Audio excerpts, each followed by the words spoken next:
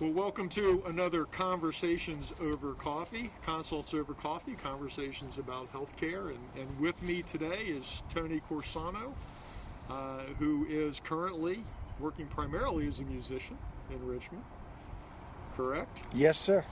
And I thought we'd have a conversation about your path to get where you are now and what that adds for people, what people can learn from that in terms of their life satisfaction and staying healthy, and the importance of music and arts in a difficult time like we're in right now,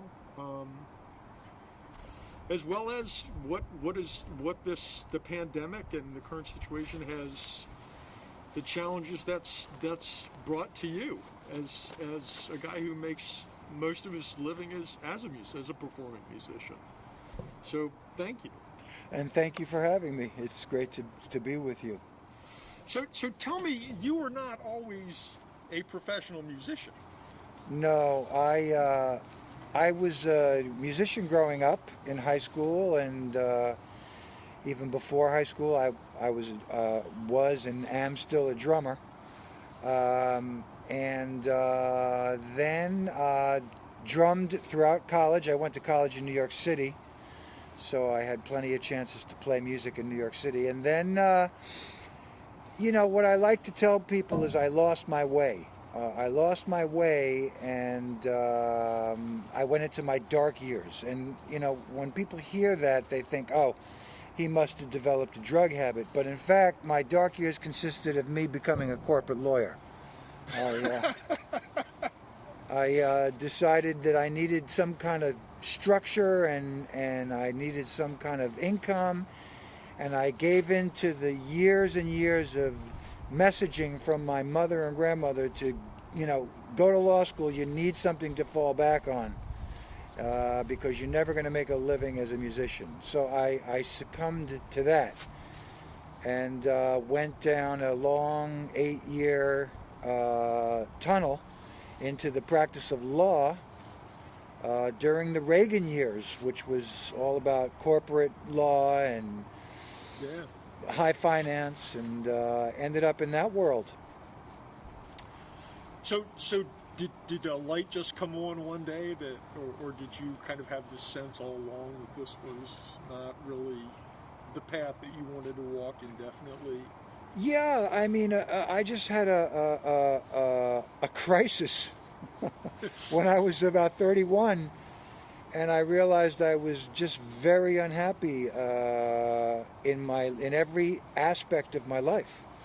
I was in a marriage that wasn't working out, and I was in a career that wasn't working out, and working very hard, and but most importantly, I was cut off from music, and that's what really drove me to move away from the law and to start over again as a musician. So I rented a rehearsal studio in New York City, and I moved into it. I lived in it, for a couple of years, and just got back into drumming, and gradually worked my way back into music. It took a few years, but that's the choice I made, and looking back on it, I'm very happy that I left the law. Well, I think the reason, that interests me for a couple of reasons. One, I'm happy that you had the courage to do what you needed to do for you. I think there are a lot of people, and I probably would have included myself in this for a long time, that just you're doing something that is recognized by society as being a good thing. You're making a good income, but you're not really happy. That's a really good point. That I think you just hit the nail on the head. Doing something that is recognized by society as a really good thing. That is all fine and good, except to the extent that what you're doing is not who you really are. In other words, if you're doing something to look good in society's eyes, or in your family's eyes, or in your partner's eyes, you're not doing it for yourself. you're doing it for them. And what I was as a practicing attorney was an individual who was cut off from his true nature. You know, my nature is to do music. I've been doing it since I was 9, and it's the most meaningful thing that I've done in my life, other than obviously my family. But leaving that and cutting myself off from my true nature, is not a workable way to path forward, and it resulted in a very destructive and depressive lifestyle. Even though I was an attorney and outwardly successful, inwardly I was very deeply unhappy. Right? And I think there are a lot of people in our society that are in the same boat. And I think there are a lot of people that go down paths for whatever reason and realize once they're along that path that it's not really where they want to be. Absolutely. I mean, I would say, firstly, I absolutely agree with you that there are many of us in society, especially in American society, this United States society, that are, in my opinion, have been drawn away from their true nature. Their natural inclinations to do whatever it is that they want to do, either because of societal pressure or family pressure or financial pressure. And I think what that does is two things. First of all, it creates a despair and a sadness, and that in turn, in my view, creates poor health. So when we look at the collapse of health in our country, obesity and OxyContin and all of these other blights on our health, I think we can trace it back in many cases to depression, which can be traced further back to living a life that's not true to who we really are. Right. So I think the consequences, the stakes are very high to get back in touch with, doing what really turns you on, what really floats your boat, what makes you get up in the morning and feel really jazzed up about your day. And I guess not to kind of make the point that everyone should just walk out of their job but even to have it as a part of your life, but to recognize that you have to nurture yourself and you have to care for yourself first. Or if you were of little value to your family, to your employer, to yourself. Yeah.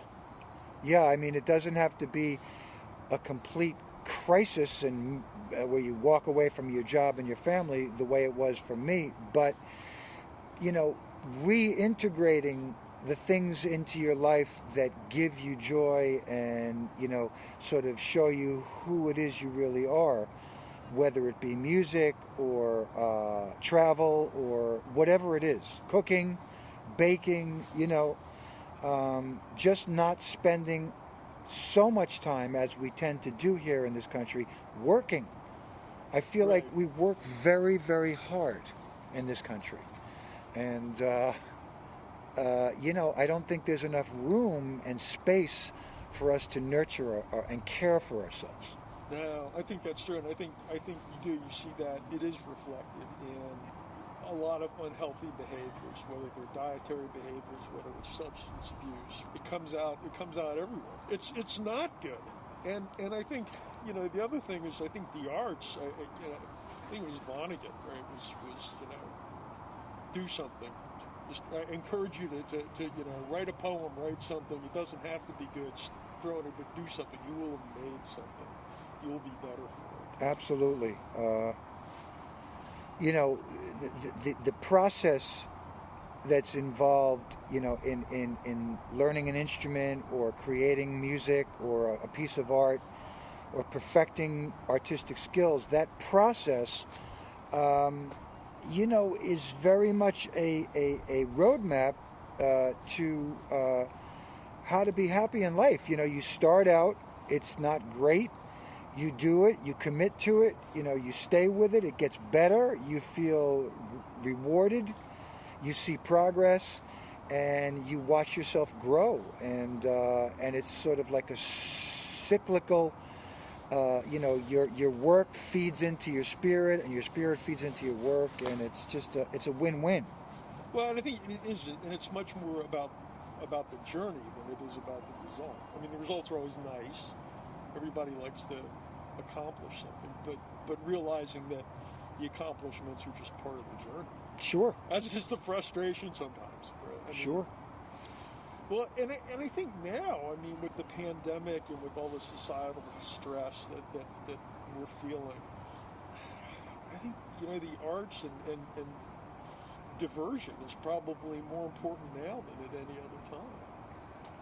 Well, the pandemic certainly, has highlighted whatever good things and bad things are going on in our lives. I feel like are highlighted and exacerbated by, the pandemic. So if you are really in a good place, doing something that brings you a lot of joy, you have lots of time to do it. If you're in a really bad place and you are searching and feeling empty, now you have lots of time to sit with that and feel that. And so I feel like this is a great time to invest in ourselves and our spiritual and emotional and mental health. And, use this time to come out swinging when we can go back to our lives. Absolutely. Out in the world. This has probably presented a lot of challenges to you in terms of doing that. Yeah, I mean, but the downtime has enabled me to dig into some musical projects that I've had on the back burner for many years. So I'm using the time to bring forward new paths of creativity. So it's just about making lemonade. That's what it's about. That's true. There's interesting, and I've seen. It's really been interesting to me. I see folks live streaming a lot of stuff on Facebook or social media or whatever, but I've also seen around Richmond like a number of like little porch concerts. Yeah. Which I think is really cool. It's like, all right, we'll bring the music to the neighborhood. Yeah. I mean, if you look back in history, people would just break out and do music at social gatherings, in parlors, in the aristocracy. Just everybody took piano lessons. My mother, my grandmother, people just, embraced music and art more easily. I feel like we've moved away from that a little bit as a society. And I think that's hurt us as a society. Absolutely. I mean, I would go so far as to say that, divorcing ourselves from creativity and from art and from things that nourish our soul, has a big role in the current state of partisanship in our country, and the separateness of our electorate, and if you look at our problems in society and in government, I think a lot of people that are angry and expressing anger in some less healthy ways and some healthy ways are also suffering from, depression and despair. That would be my hypothesis. I'm not, a psychologist or a psychiatrist, but, I feel like, again, mental health, is a pervasive problem and can manifest itself in a lot of different ways. Well, and music therapy is a powerful tool for that. I mean, and there's the whole field of ethnomusicology I've been reading some of Mickey Hart's stuff. Oh, right? okay. and you know the power of the drum.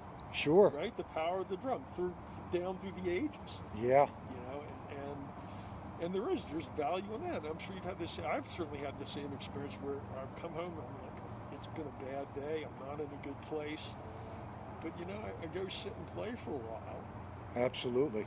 Or, you know, if you don't want to play, go sit and read a book. Lose yourself in something. I couldn't agree more. You know, drumming and is you know, playing any instrument, of course, is great therapy. But drumming is particularly accessible.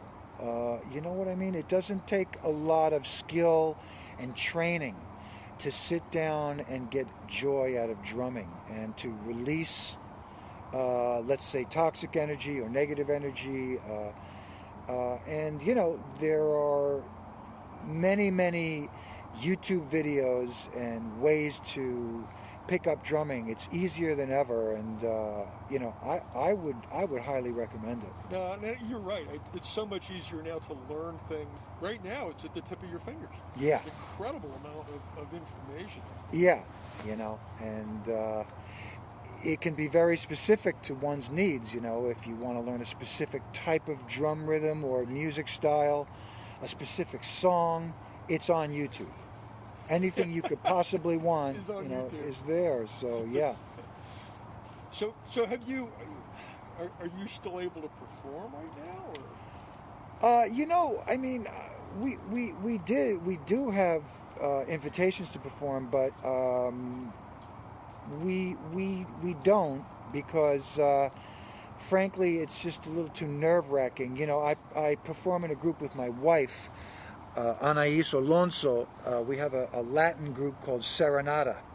You guys are fabulous. Thank you. Yeah, I love listening to you guys. And you know, we want to include our daughter in our performances, if not physically on stage, at least nearby, so she can watch her parents do her thing. So, you know, when I do a gig now, I'm exposing my wife, myself, and my daughter to a potential, you know, virus scenario. So we are, you know, taking a couple of months off from performing, and then my other sort of bread and butter music gig is I have a children's music production called Tony Tunes, which it's a preschool music program for preschool age children.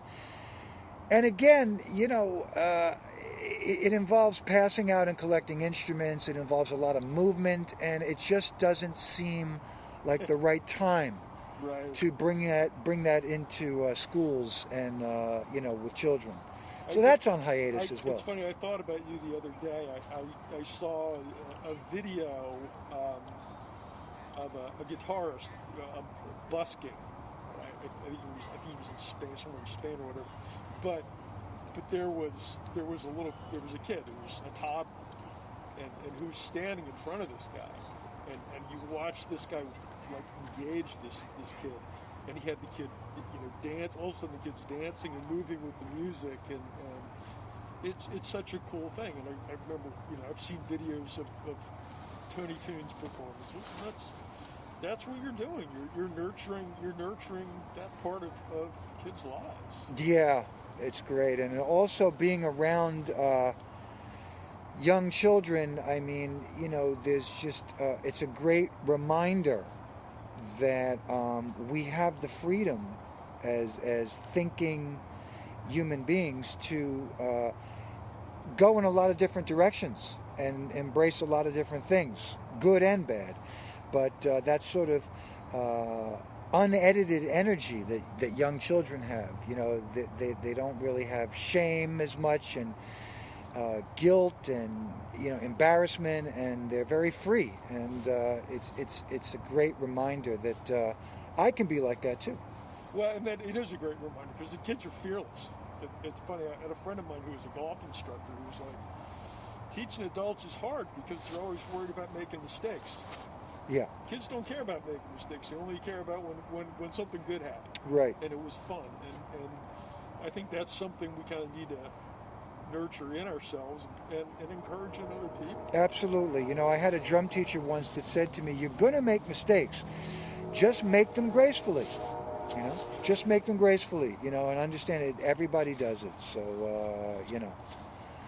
But you know, the other important point I think that can be made about you know, choosing a path in life that brings you joy is that you know, we become, when we're more happy in ourselves, I think we're better able to embrace others and to tolerate others.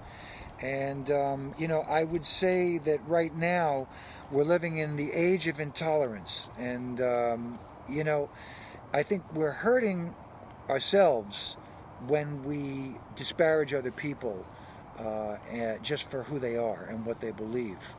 And we are doing great disservices to ourselves and to our society with this kind of, you know, dualistic approach of us and them, red and blue, you know, black and white, you know. And again, I think that kind of thinking, in addition to coming from a place of let's just say a less enlightened place, it's also coming from a place of despair.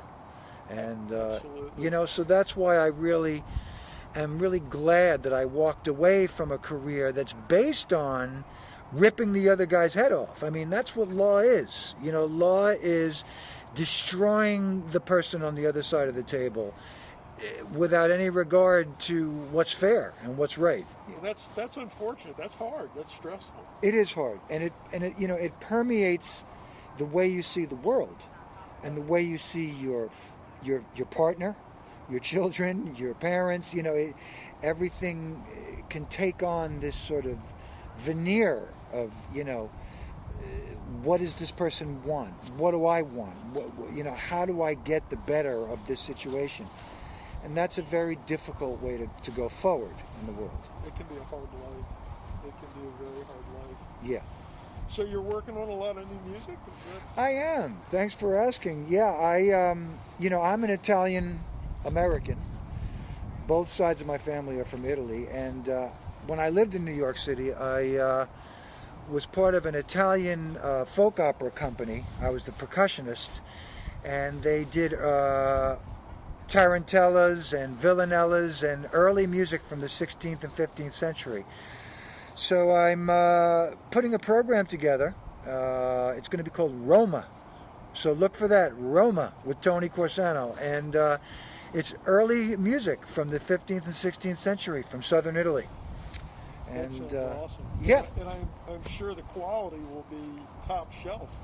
It will be, because Richmond just has an abundance of really good musicians. And I plan on, you know, tapping into that, you know. So look for Roma. Well, and hopefully, you know, in the next couple months, between the weather warming up and vaccines getting out, things will start to, the needle will start to move in the right direction. It's got to be. It's got to eventually move in the right direction. But I think, you know, even now, while we're in the middle of all, there's still plenty of things, like you said, you know, life hands you lemons, you make lemonade. Yeah. Yeah. You can make music at home, you can listen to music at home, you can read books at home, you can write at home, you can paint at home, you can draw at home, and it doesn't have to be good. It just For has, sure. It just has to be you expressing yourself. It's kind of like your own self-imposed art therapy, you know, like you were saying before, and I recommend it. I recommend it, and you know, I hope that the people that are listening to your podcast, you know, appreciate that what you're doing is trying to bring people different ways to improve their health, and I think it's a really valuable service that you bring. Oh, thanks. And I really am pleased that you asked me to be a part of it. No, I think this is important. I used to say to people all the time, it was, you know, the goal here is to stay out of the healthcare system. Right. I mean, 'cause you're you're going to walk out of there a lot poorer than you walked in, and maybe not better off. And so, medicine is capable of doing some phenomenal things, but yeah, that's what you want to do. You want to stay at. That's the way to be well, is to not have to go to the doctor. yeah, and live well. And that's so what that is. It's living a healthy lifestyle, which is taking care of your body, eat well, exercise, but also take care of your soul. Yeah. I do hope that, my belief is that a great deal of what ails us physically can be cured through diet, exercise, and how you feel about yourself and your life and your loved ones. I really do believe that. So, the healthcare system is great to have, but the first line of defense, I feel, has to be, what am I doing to cause, this problem? Absolutely. You know what I mean? What have I done wrong? And most of the largest causes of mortality in this country, with cardiovascular disease, malignancies, a lot of the risk factors for that are lifestyle issues. Absolutely. I will say to you, every medical issue I have had in my life, including the most recent one, which you very generously helped me work through, so I thank you, was created by my own doing. Every single one. So, you would think that at the ripe age of 62, I would have learned by now. Hopefully I'll get it right going forward. But we seem to immediately look outside ourselves for causes for dis-ease and ill health. And the more we research and look into it, I think the more we find that we are doing something in our lives that's initiating these problems. Was that the old comic strip Pogo that have turned, we have met the enemy and he is us? Yeah, well, there's that. Yep. That's often true. Often true. So if folks are looking to get in touch with you to see you guys perform or to sample what you've done, TonyTunes.net. TonyTunes, one word, .net. Does Saranata have its own site? Well, yeah, we have a Facebook page. Saranata is spelled Serenata, and it means serenade in Spanish. It is a Latin music project, so we do sing in Spanish for the most part, but we have worked in some English, some songs in English as well. And it's a cross-section. We do some, Cuban music, we do some Gypsy Kings, we do some cumbia, some, bachata. We do a little bit of everything. And it's starting to become a dance band, which I never thought it would. But, the Latin community here in Richmond has sort of found us, and they come out and they dance. So it's a really nice time. If people are moving, they're getting happy. Absolutely. You're doing something right. Yep. If people are moving, you're doing it right. Yep. So, well, that's great. I really appreciate you taking the time today. It's always a pleasure to catch up with you and hear what you're up to. My pleasure, Mike. I hope we can play some music soon, and I hope you keep doing this podcast. I love the work, FM. I just did one of their benefits not too long ago, yeah. And I coming from New York, I was a big fan of. There's a social justice radio station up there called WBAI, and I was so happy to find a similar station right in my neighborhood, right here in Midlothian. It's just a further testament to the fact that this area, Richmond, does have it all. It really does. Really it's a great area, and I'm really happy to be part of the community. And keep up the good work, Yeah. WRWK. Yeah, they're good guys. Yeah. And Well, thanks again, Mike. Yeah, Happy New Year. Tell your family I said hello. I sure will, and they say hello to you. Happy New Year to you too, and Debbie. Great. And we'll be back with another podcast next week. Sounds good.